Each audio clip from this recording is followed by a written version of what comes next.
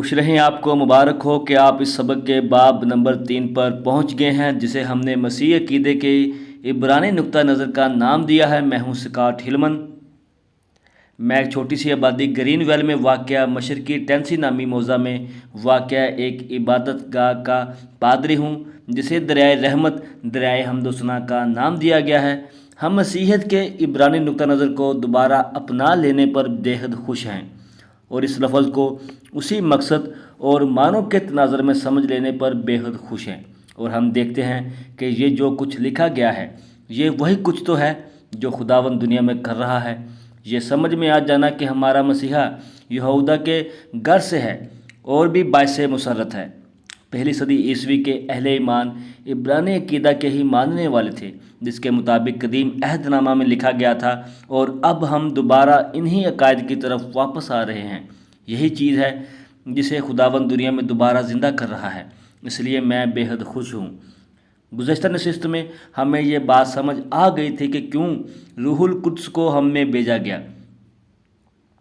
حزقییل 36 کے مطابق یہ بہت ضروری ہے کہ انسان کو جس بات کی سمجھ آ جائے وہ اس کی طرف لوٹ آئے، جیسا کہ یوحنا 9 میں ہے کہ دل و جان سے خداوند کا سچا عبادت گزار ہونے کا کیا مطلب ہے۔ لہٰذا ہم اس سے آگے بڑھ کر اس سوال سے متعلق کہ یہ سب کچھ کیسے پیش کیا جاتا ہے، چند اہم نقطوں پر غور کریں۔ ذرا سوچو کہ اس لیے کہ توریت بھی کئی بار پیش کی گئی ہے۔ یہ دنیا اسرائیل اور اسرائیل کے خدا کے درمیان ایک طرح کا معاہدہ تھا۔ یہ ان کے درمیان ایک آئینی معاہدہ تھا۔ خدا نے اخبار 26 میں اسرائیل کو بتایا کہ خداوند نے اسرائیل کو یہ فرمایا کہ میں نے یہ ہدایات اس لیے تم پر نازل کیں تاکہ تم ٹھیک طریقے سے میری اطاعت کر سکو۔ اس سے کیا مراد ہے؟ یہاں عبرانی لفظ تیمیم آتا ہے، جس کے معنی ہے کامل اور بے عیب، یعنی عبرانی لفظ تیمیم انہی معنوں میں آیا ہے۔ چنانچہ اس کا مطلب یہ ہوا کہ خداوند نے فرمایا کہ میں نے تم پر یہ ہدایات اس لیے نازل کیں تاکہ تم بالکل صحیح طریقے سے میری اطاعت کر سکو۔ آئیں ہم اپنے آپ سے ایک سوال پوچھیں، یہ کہ خدا کے کلام کے مطابق وہ کیا طرز عمل ہے جسے بالکل درست یا کامل یا بے عیب گردانا گیا ہے، یا جسے بازبان عبرانی تیمیم کہا گیا ہے؟ یہ بہت اہم سوال ہے۔ اس کا جواب زبور 19 آیت 7 میں یوں ملتا ہے کہ خداوند کی شریعت کامل ہے، وہ جان کو بحال کرتی ہے، خداوند کی شہادت برحق ہے، نادان کو دانش بخشتی ہے، جو انسانی روح میں انقلاب پیدا کر دیتی ہے۔ چنانچہ اخبار 26 میں خداوند نے اپنی قوم کو یہ فرمایا کہ میں نے ہدایات تم پر اس لیے نازل کیں تاکہ تم تمام طریقہ سے میری اطاعت کر سکو۔ آگے خداوند نے یہ فرمایا اگر تم میری ہدایت پر عمل نہیں کرتے تو تم میرے نافرمان ہوگے، لیکن میں خدا باپ کی نافرمانی کا ارتکاب نہیں کرنا چاہتا۔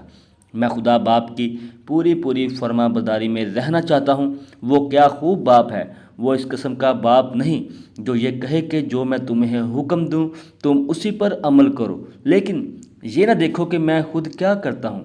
وہ ہمیں اپنے برحق ہدایات پر عمل کرنے کا حکم بھی دیتا ہے، اور خود بھی ان ہدایت کا عملی نمونہ ہے۔ وہ اس معاملے میں کامل ہے۔ جب آپ دور آخر کی پیشن گوئیوں کا مطالعہ کریں گے تو آپ دیکھیں گے کہ خداوند مجسم توریت ہے اور اپنی ہدایت کا عملی نمونہ ہے۔ اس لیے خدا اسرائیل سے فرماتا ہے کہ میں نے یہ ہدایات تم پر اس لیے نازل کیں تاکہ تم نہ ان کے برخلاف چلو نہ میرے برخلاف چلو۔ اس سے ظاہر ہوتا ہے کہ خدا نے اپنے بندوں پر ایک خاص مقصد کے لیے توریت نازل کی۔ وہ مقصد یہ ہے کہ کیونکہ خدا سے اس طرح پیار کیا جائے جیسے کہ خدا چاہتا ہے۔ اس کے علاوہ یہ بھی سکھاتا ہے کہ روزمرہ کی زندگی میں اپنے پڑوسیوں کے ساتھ ایسی محبت کا سلوک کرنا چاہیے جیسے ہم اپنے ساتھ کرتے ہیں۔ آئیں اس مسئلے کا مزید جائزہ لیں، کیونکہ یہ مسئلہ بہت اہم ہے۔ آئیں اس مسئلے میں میتھیو 22 باب کا جائزہ لیں اور میتھیو 22 باب کی 36 سے 40 آیات پر نظر ڈالیں اور دیکھیں یہاں کیا بیان کیا گیا ہے۔ اس میں کہا گیا ہے کہ اے استاد، توریت میں کون سا حکم بڑا ہے؟ اس نے اس سے کہا کہ خداوند اپنے خدا سے اپنے سارے دل، اپنی ساری جان اور اپنی ساری عقل سے محبت رکھ، بڑا اور پہلا حکم یہی ہے، اور دوسرا اس کی مانند یہ ہے کہ اپنے پڑوسی سے اپنے برابر محبت رکھ۔ انہی دو حکموں پر تمام توریت اور انبیاء کے صحیفوں کا مدار ہے۔ یہاں کئی لوگ اسی آیت کو پڑھ کر کہیں گے، مسیح نے کل شریعت کو دو باتوں میں محدود کر دیا ہے۔ ایک یہ کہ اپنی پوری ہمت و کوشش اور دل و جان کے ساتھ خدا سے محبت کرو، دوسری بات یہ ہے کہ اپنے پڑوسی کے ساتھ اسی طرح۔ جواب یوحنا نے دیا ہے۔ میتھیو 22 نکالو اور دیکھو کہ یوحنا نے اس سوال کا کیا جواب دیا۔ اول یوحنا باب 5 پر آ جائیں، جس میں آپ پر چند غیر معمولی انکشافات ہوں گے، جن میں بتایا گیا ہے کہ ہم کیوں کر اپنی پوری نیت اور ارادے اور پورے دل و جان کے ساتھ خدا سے کس طرح محبت کر سکتے ہیں اور اپنے پڑوسی کے ساتھ اس طرح پیار کر سکتے ہیں جس طرح اپنے ساتھ کرتے ہیں۔ دور کیوں جانا؟ اول یوحنا 5:1 میں یہ فرمایا گیا ہے، جس کا ایمان یہ ہے کہ یسوع ہی مسیح ہے، وہ خدا سے پیدا ہوا ہے، اور جو کوئی والد سے محبت رکھتا ہے وہ اس کی اولاد سے بھی محبت رکھتا ہے۔ اول یوحنا 5:2 کے مطابق جب ہم خدا سے محبت رکھتے ہیں اور اس کے حکموں پر عمل کرتے ہیں تو اس سے معلوم ہو جاتا ہے کہ خدا کے فرزندوں سے بھی محبت رکھتے ہیں۔ یہاں آ کر ہم ایک حیرت انگیز راز کو پا جاتے ہیں۔ جب ہم خدا سے پیار کرتے ہیں اور اس کے احکام کی اطاعت کرتے ہیں تو گویا ہم خدا کے بچوں سے بھی پیار کرتے ہیں۔ ایک ہی وقت میں خدا کے احکام کی اطاعت اور اپنے پڑوسیوں سے پیار کرنے کا اور کوئی طریقہ نہیں۔ اگر ہم خدا کے احکامات کی تعمیل نہیں کر رہے تو اس کا مطلب یہ بنتا ہے کہ ہم اپنے لوگوں سے اس طرح پیار نہیں کر رہے جس کے طریقے کا تعین خدا نے کیا ہے۔ ہم جس انداز سے پیار کریں گے وہ بھی ہماری سچائی کا ثبوت ہوگا۔ اگر ہم اپنی غلطی کا ازالہ کرتے ہوئے خدا کی ہدایت کو سمجھنے کی کوشش نہیں کرتے تو اس کا مطلب یہ ہوگا کہ در حقیقت ہمیں لوگوں کے ساتھ پیار نہیں۔ بات کیا ہے؟ بات یہ ہے کہ ہم صحیفوں سے معلوم ہوتا ہے کہ خدا سراپا محبت ہے۔ اس بات کی تشریح خدا ہی کر سکتا ہے، وہ تشریح جو چاہے کرے۔ اس لیے کیا آپ یہ سمجھتے ہیں کہ اگر ہم خدا کی ہدایت پر عمل نہیں کر رہے تو ہم کیا کر رہے ہیں؟ ہم لوگوں کے ساتھ اس انداز سے پیار کر رہے ہیں جو کہ دنیا کا اندازہ ہے، نہ کہ خدا کا، کیونکہ خدا کی محبت کے انداز یہ ہیں کہ ہم خدا کے بچوں سے پیار کرتے ہیں، گویا کہ اس طرح ہم خدا سے پیار کرتے ہیں اور اسی کی ہدایت پر عمل کرتے ہیں۔ اب یوحنا آیت 4:3 پر نظر کرنے کا طریقہ ہمیں نہیں بتاتا، اس طریقے جس سے وہ خوش ہو جائے۔ اس لیے جب مسیح یہ کہتا ہے کہ ان دو احکام کے مقابلے میں تمام شریعت اور انبیاء کو نظر انداز کرنے کا مطلب یہ ہے کہ اس پر عمل نہ کیا جائے۔ اس لیے ان دو احکام کا مقابلہ توریت کی مدد سے کریں۔ سوال یہ ہے کہ خدا کے بندوں پر توریت کیوں نازل کی گئی؟ خدا نے توریت اس لیے اپنے بندوں پر نازل کی کہ اس کی مدد سے یہ سمجھ لیں کہ خدا سے پیار کس طرح کرنا ہے اور اپنے پڑوسی کو بالکل اپنی جگہ رکھ کر پیار کس طرح کرنا ہے۔ مسیح نے یہ دو باتیں بلا جواز اور بلا دلیل نہیں کی بلکہ توریت کے حوالے سے کی ہیں۔ پہلی یہ بات کہ استثنا باب 6 پر غور کریں۔ خدا اپنے بندوں کو حکم دے رہا ہے کہ ان تمام ہدایات کو جو خدا نے انہیں دی ہیں کی پیروی کریں اور اپنے بچوں کو بھی وہ ہدایات سمجھائیں تاکہ وہ ان کے دل و دماغ میں بیٹھ جائیں اور ان ہدایات کو لکھ کر اپنے گھروں کے باہر لگا دیں۔ وہ بات کیا ہے؟ وہ بات یہ ہے جو استثنا 6:4 میں کہی گئی ہے، سن اے اسرائیل، خداوند ہمارا خدا ایک ہی خداوند ہے۔ آیت نمبر 5، تمہیں تاکید کی جاتی ہے کہ تو اپنے سارے دل اور اپنی ساری جان اور اپنی ساری طاقت سے خداوند اپنے خدا سے محبت رکھ۔ آیت نمبر 6، اور یہ بات جن کا حکم آج میں تجھے دیتا ہوں تیرے دل پر نقش رہیں۔ یہ ہے طریقہ خدا سے محبت کرنے کا۔ اسی طریقے سے ہمیں سمجھنے میں مدد ملتی ہے کہ کیا ہم خداوند کو سمجھ گئے ہیں یا نہیں۔ مسیح نے کیا فرمایا ہے؟ یہ فرمایا کہ اگر تمہیں میرے ساتھ محبت ہے تو میری ہدایت پر عمل کرو۔ کیا مسیح اپنے پاس سے کوئی نئی ہدایت لایا تھا؟ ہم اس بات کی مزید تصدیق و تحقیق کریں گے کیونکہ یہ ایک نہایت اہم سوال ہے۔ اس کا جواب یہ ہے کہ خود توریت میں بتایا گیا ہے کہ خداوند خدا نے اپنے فرما بردار بندوں کو یہ تلقین کی ہے کہ خداوند خدا کے ساتھ والہانہ اور دل و جان سے پیار کریں اور پوری شدت سے پیار کریں۔ اب ذرا ملاحظہ فرمائیں کہ احبار 19:18 میں کیا لکھا ہے، تو انتقام نہ لینا اور اپنی قوم کی نسل سے کینہ رکھنا، بلکہ اپنے ہمسائے سے اپنی مانند محبت کرنا، میں خداوند ہوں۔ مزید برآں احبار 19 باب کی آیت 34 میں یہ فرمایا گیا کہ بلکہ جو پردیسی تمہارے ساتھ رہتا ہے اسے دیسی کی مانند سمجھنا، بلکہ تو اس سے اپنی مانند محبت کرنا، اس لیے کہ تم ملک مصر میں پردیسی تھے، میں خداوند تمہارا خدا ہوں۔ آؤ اب اس سارے معاملے کو یکجا کر کے دیکھیں، ذرا تو ریت پر غور کریں۔ اندازہ یہ ہے کہ اس میں 613 کے قریب ہدایت ہیں۔ اب ایک مدت کے لیے توقف کریں اور سوچیں کہ ہم میں بہت سے لوگ امریکہ میں رہتے ہیں، کچھ لوگ دوسرے علاقوں اور پاکستان وغیرہ میں رہتے ہیں، لیکن یہ تحریر امریکہ سے آ رہی ہے۔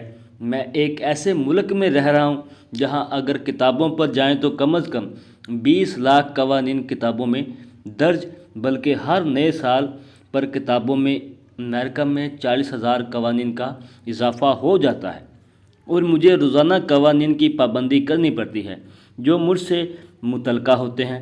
میں ان قوانین کی خلاف ورزی نہیں کرتا۔ آپ جانتے ہیں مجھے کہا جاتا ہے چونکہ میں ان قوانین کی پابندی کرتا ہوں، مجھے ایک اچھا شہری کہا جاتا ہے۔ آپ ذرا سوچیں، ہم پر لاکھوں قوانین عائد ہیں، پھر بھی ہمیں آزاد لوگ سمجھا جاتا ہے، اور جو کوئی کہتا ہے کہ میں آزاد ہوں اپنے آپ کو قانون سے آزاد سمجھتا ہے۔ اگر یہ بات ہے تو ذرا ان میں سے صرف ایک قانون کی خلاف ورزی کر کے دکھائیں تو ہم دیکھیں گے کہ آپ کتنے آزاد ہیں۔ اگر آپ مرکزی حکومت کے ایک بھی حکومتی احکام کی خلاف ورزی کریں گے تو آپ کو جیل بھیج دیا جائے گا۔ یہوہ جو اسرائیل کا خدا تھا کا یہ کمال تھا کہ اس نے صرف 613 قوانین کی مدد سے اپنی قوم کو ایک قوم کی طرح متحد رکھا۔ یہ بڑی حیرانی کی بات ہے، کتنی حیرانی کی بات ہے کہ خدا نے 2 لاکھ افراد کی قوم پر صرف 613 قوانین کی مدد سے حکومت کی۔ لیکن کیا آپ کو معلوم ہے کہ اس کے باوجود آج کے دور میں بہت سے لوگ ان قوانین کے بارے میں بات کرتے ہیں تو کیا کہتے ہیں کہ اور ہو، یہ تو قانون کی اجارہ داری ہے، یہ بڑی سخت پابندی ہے، لیکن ایسا نہیں ہے، یہ تو آزادی کی دلیل ہے۔ اس طرح سے خدا نے ہمیں یہ سکھایا ہے کہ اس کے ساتھ کس طرح محبت کرنی ہے، اور یہ کہ اپنے پڑوسی کے ساتھ اسے بالکل اپنا سمجھ کر کس طرح پیار کرنا ہے۔ اس لیے کہا جاتا ہے کہ 613 کا یہ مجموعہ عقل و دانش کا مکمل ضابطہ ہے۔ اس کے لیے عبرانی زبان کا لفظ مٹزوٹ کام کرتا ہے۔ اس بات کا جواب ہمیں خروج 34 باب کی آیت 28 میں حضرت موسیٰ کے ذکر میں یوں ملتا ہے کہ سو وہ 40 دن اور 40 رات وہیں خداوند کے پاس رہا اور نہ روٹی کھائی نہ پانی پیا، اور اس نے ان لوحوں پر اس عہد کی باتوں کو یعنی 10 احکام کو لکھا۔ لفظ احکام یا کمینڈمنٹس کے لیے عبرانی لفظ ہے دیبا، جس کے معنی ہیں اقوال یا زبان سے نکلی ہوئی باتیں۔ چنانچہ عبرانی زبان میں ضابطہ عقل و دانش کی تشریح یوں کی گئی ہے کہ اس سے مراد وہ تمام حکمت و بصیرت ہے جو خدا کی طرف سے دی گئی، جس میں خدا کے قوانین، اس کے فیصلے اور اس کے احکامات اور اس کی شریعت شامل ہیں۔ اسے عبرانی زبان میں مٹزوٹ اور انگریزی زبان میں کمینڈمنٹس یا اردو زبان میں احکام کہا گیا ہے، جو کہ کل 613 احکام پر مشتمل ہے، جن میں ان تمام احکام کا پرندہ شامل ہے جو خدا نے اپنے بندوں کے لیے عطا کیے۔ یاد رہے کہ ہمارے پاس 10 احکامات بھی ہیں جنہیں 9 زبان میں انگریزی میں کمینڈمنٹس کہا جاتا ہے، لیکن اس کے لیے عبرانی لفظ ہے دیبا، جس کے معنی ہیں اقوال یا منہ سے نکلی ہوئی باتیں۔ اب یہ سارا گورکھ دھندا کیسے سمجھ میں آئے گا؟ اس کا جواب یہ ہے کہ مسیح نے ہمیں یہ بتایا ہے کہ وہ اقوال یا احکام سب سے زیادہ اہم ہیں۔ اول یہ کہ خدا کے ساتھ پورے دل و جان، نیت اور ارادہ شدت کے ساتھ محبت کرنی چاہیے۔ دوم یہ کہ اپنے پڑوسی کو بالکل اپنا سمجھ کر اس سے پیار کرنا چاہیے۔ انبیاء کی شریعت इन्हीं दो कवानीन के गिर्द घूमती है और इसके अहकाम या अक़वाल अंबिया की शरीयत के गिर्द घूमते हैं। ज़रा ये तो गौर करें कि ये 10 अक़वाल हैं क्या। पहले 4 अक़वाल का मौजू है कि हम खुदा के साथ मोहब्बत किस तरह से करें। बकिया 6 अहकाम या अक़वाल का मौजू है कि अपने माँ बाप से मोहब्बत करना और उनका एहतराम करना, बेईमानी ना करना, चोरी ना करना, ज़ना ना करना, झूठी गवाही ना देना, धोखा ना देना वगैरह वगैरह। ये वो बातें हैं जिनकी वजह से हमारे दरमियान एक दूसरे से प्यार पैदा होता है। इससे साबित होता है कि हमारे पास दो सबसे ज़्यादा अहम अहकाम हैं जिनके गिर्द 10 अहकाम घूमते हैं, जिनमें से पहले 4 खुदा के बारे में हैं जबकि बकिया 6 इंसानों के बारे में हैं। खुदा सिर्फ इतना नहीं करता कि हमें चोरी ना करने की हिदायत दे देता है। हो सकता है कि एक शख्स के नज़दीक चोरी का मतलब कुछ और, दूसरे शख्स के लिए कुछ और। दुनिया के मुख्तलिफ इलाकों से और दुनिया के मुख्तलिफ माशरों से तल्लुक़ रखने वाले लोगों के दरमियान चोरी के मानी मुख्तलिफ हो सकते हैं। तो किस तरह फ़ैसला हो सकता है कि कौन खुदा के हुक्म के मुताबिक अमल कर रहा है और खुदा का फर्मा बरदार है और कौन ऐसा नहीं है। लेकिन खुदा का ये तरीका नहीं। वो क्या करता है, वो बता देता है कि उसके नज़दीक चोरी का मतलब क्या है। खुदा क्या कहता है कि अगर आपको किसी काम के लिए मुआवजे पर रखते हैं और आप मुआवजा अदा करने की इस्तात रखते हैं तो उस मज़दूरी का मुआवजा अदा कर दो। अगर तुम ऐसा नहीं करते तो इसका मतलब ये होगा कि तुम किसी का हक मार रहे हो। खुदा के नज़दीक ये चोरी होगी। इसीलिए इस मसले को समझना बहुत ज़रूरी है। इसलिए हमारे लिए खुदा के कानून, शरीयत या तौरात को समझना बहुत ज़रूरी है। इसमें डर खौफ की कोई बात नहीं, बल्कि ये बात बड़ी माकूल है। इससे साबित होता है कि अगर हम इन हिदायत पर अमल करते हैं तो गोया हम 10 अहकाम या 10 कमेंडमेंट्स की सही तरीके से तामील करते हैं। और जब हम इन 10 अहकाम की तामील करते हैं तो गोया हम सबसे अहम 2 अहकाम की तामील करते हैं जिनके गिर्द ये तमाम सिलसिला घूमता है। जैसा कि मसाया ने हमें ये बताया, मेरी दुआ है कि आपको ये समझ आ जाए कि खुदा का हुक्म किस तरीके से बरोए कार आता है। यहाँ एक और सवाल है कि क्या इब्राहिम तौरात के मुताबिक अमल करता था। ये बहुत बड़ा सवाल है कि क्या इब्राहिम भी तौरात के मुताबिक अमल करता था या वो खुदा के किसी और कलाम की अतात करता था। सहाइफ ये बताते हैं कि मसाया यशुआ क्या था। वो मुजस्समे कलाम था। वो जैसा कल था वैसा ही आज है और हमेशा ऐसा ही रहेगा। लिहाजा ये जो हमारा सवाल है, जो बड़ा पेचीदा सवाल है कि इब्राहिम तौरात की पैरवी करता था, आज के दौर के उलमा की अक्सरियत आपको यही जवाब देगी कि नहीं, वो तौरात की पैरवी नहीं करता था। लेकिन आए देखते हैं कि इस मामले के बारे में सहाइफ का क्या कहना है। इसलिए कि अगर इब्राहिम ने खुदा के बरहक हिदायत पर अमल नहीं किया तो उसकी हकीकत क्या होती और जिस चीज़ को खुदा ने अपना कानून या तौराह कहा उसकी हैसियत क्या होती है।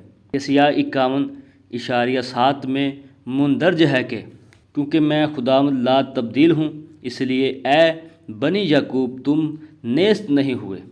इसका मतलब ये हुआ कि अगर एक वक़्त पर खुदा ये फरमाए कि एक बात उसे पसंद है तो ऐसा दिन कभी ना आएगा कि जब वो कहे कि वो बात अब उसे पसंद नहीं, या वो ये कहे कि एक बात मुझे पसंद नहीं, तो ऐसा दिन कभी ना आएगा। खुदा कहता है कि मैं कभी नहीं बदलता।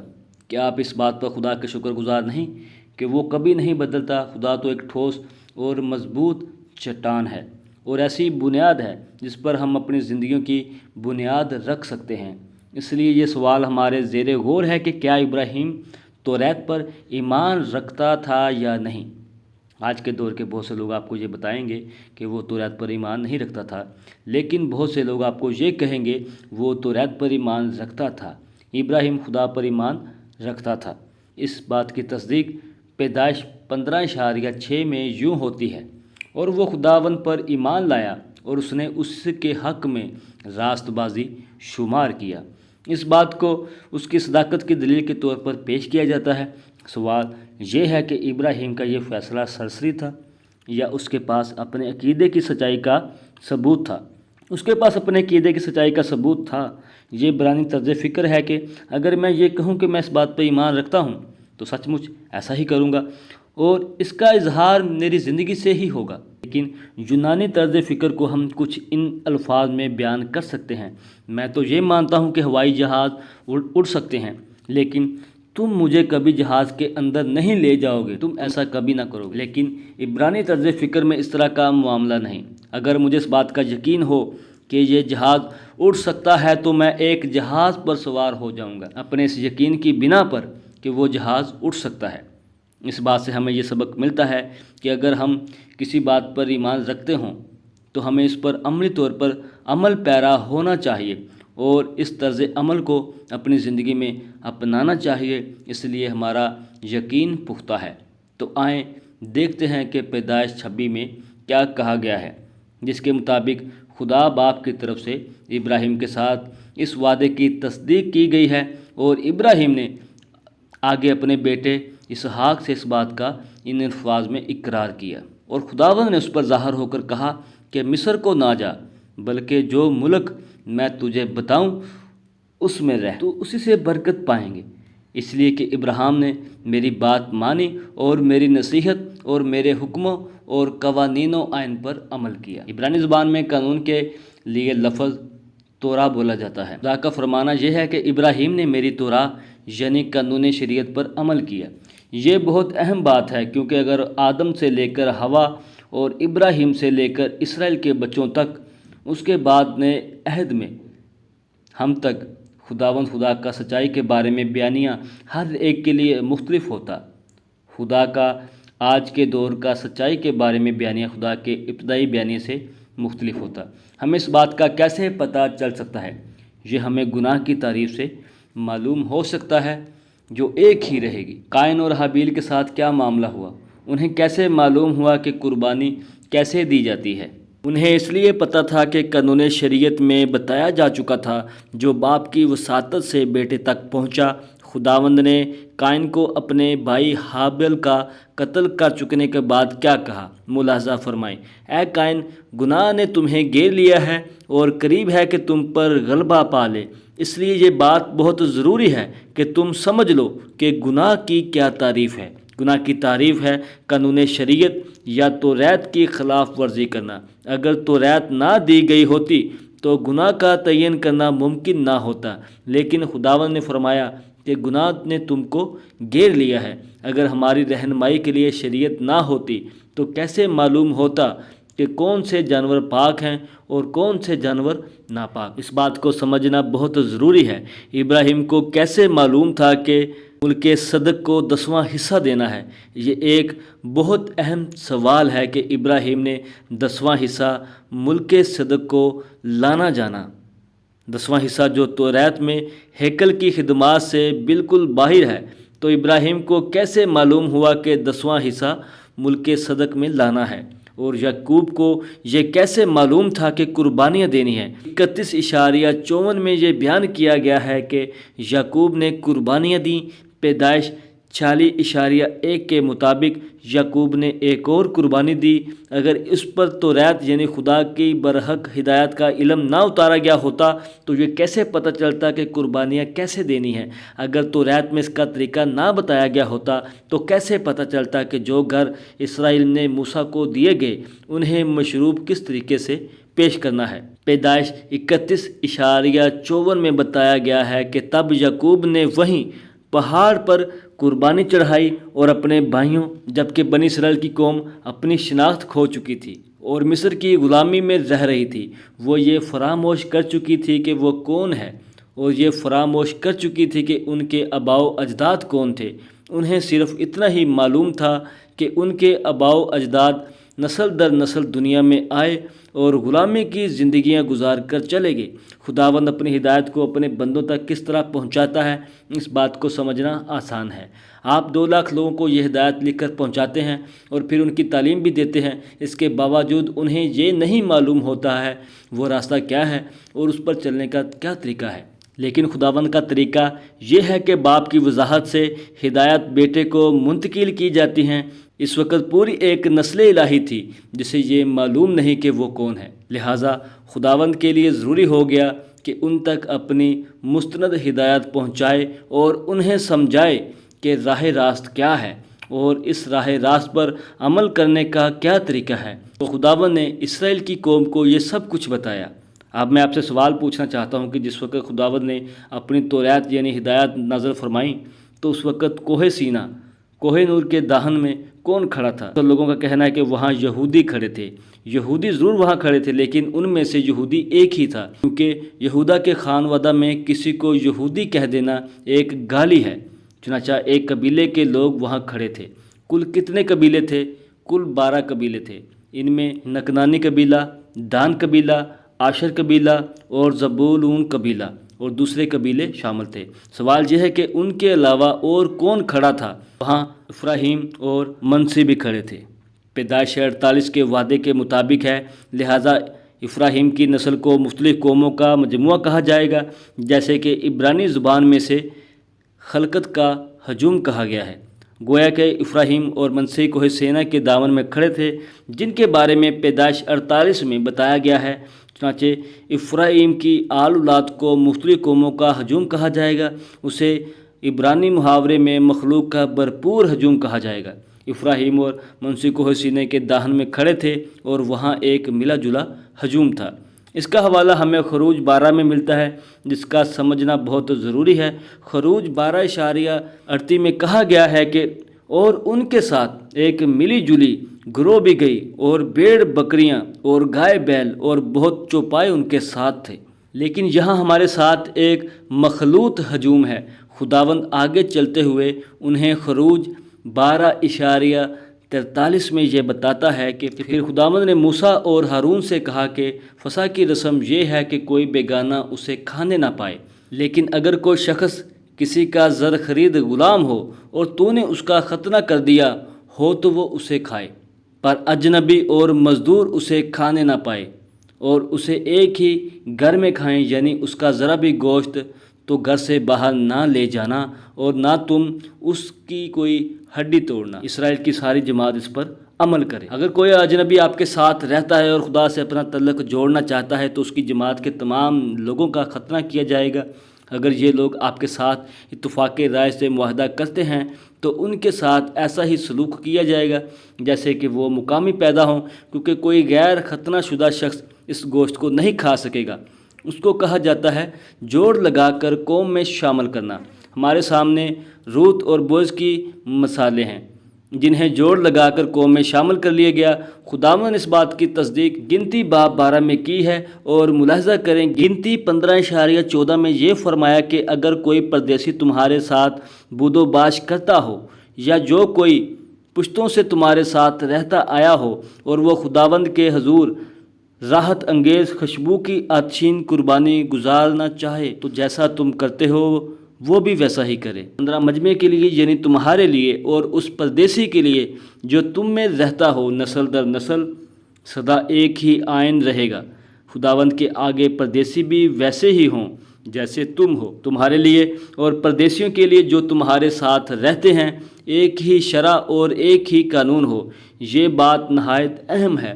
خداوند فرماتا ہے کہ اگر ان اجنبی لوگوں نے جنہوں نے اپنے باپ کو تمہاری امت میں شامل کر لیا ہے، عہد نامہ کی ہدایت کی پیروی کی اور میرے حکم کی تعمیل کی اور میری بتائی ہوئی سچائی پر عمل کیا تو میرے پاس تمہارے لیے اور ان لوگوں کے لیے جو تمہاری امت میں شامل ہو گئے ایک ہی قانون ہوگا۔ خداوند کا فرمان ہے کہ جو لوگ تمہارے ساتھ یکجا ہو کر مل گئے انہیں خوش آمدید کہو۔ توریت کے بارے میں ایک بات کی وضاحت ضروری ہے۔ موسیٰ اور اسرائیل توریت کی مدد سے نجات حاصل کرنے کے متلاشی نہ تھے۔ خروج 12 کے مطابق ان کی نجات پہلے سے ہی ہو چکی تھی، جبکہ انہوں نے اپنی قوم کو راہ راست پر ڈال دیا۔